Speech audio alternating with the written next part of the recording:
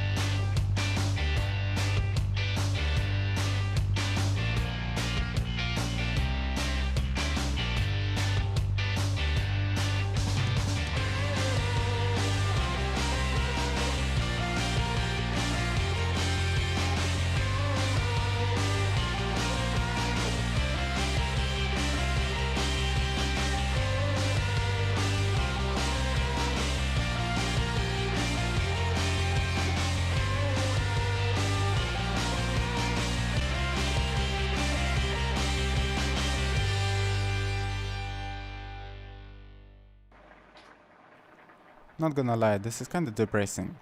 But I suppose I wanted to get such a lesson from this adventure. Overcome the fear of the unknown, test my endurance and prove to myself that I can cope with any difficulties. Of course I wanted to earn some money, well, heck with that. Perhaps I will have at least enough to get the driver license.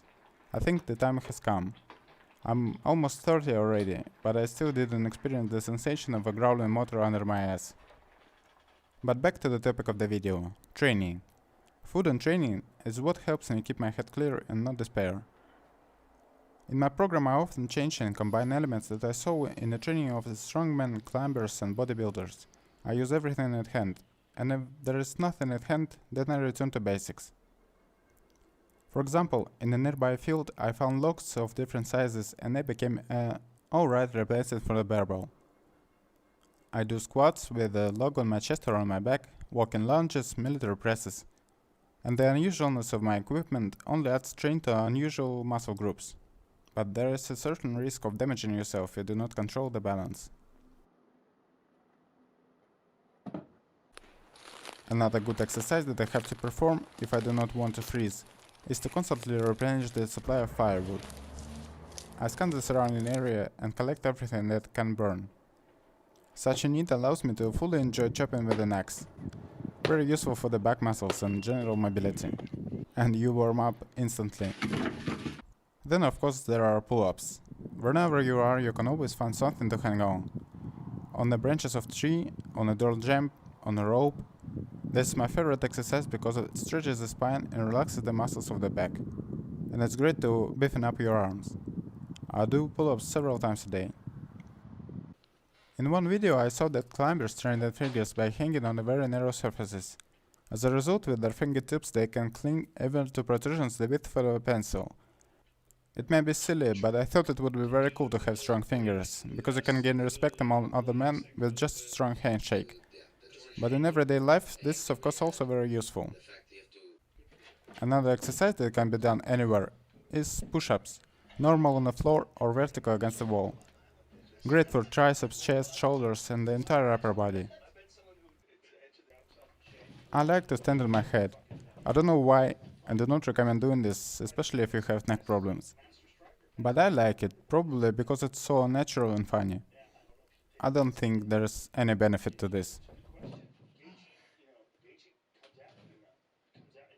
Of course you cannot miss the exercises on the abdominal muscles. Everyone did them at school, everyone knows them. The benefits are undeniable, the risk of injury is zero. All in all, a great exercise for all ages.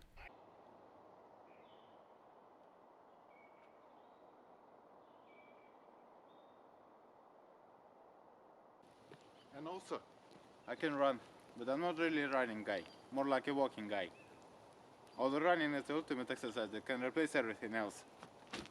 Maybe someday I'll get into running.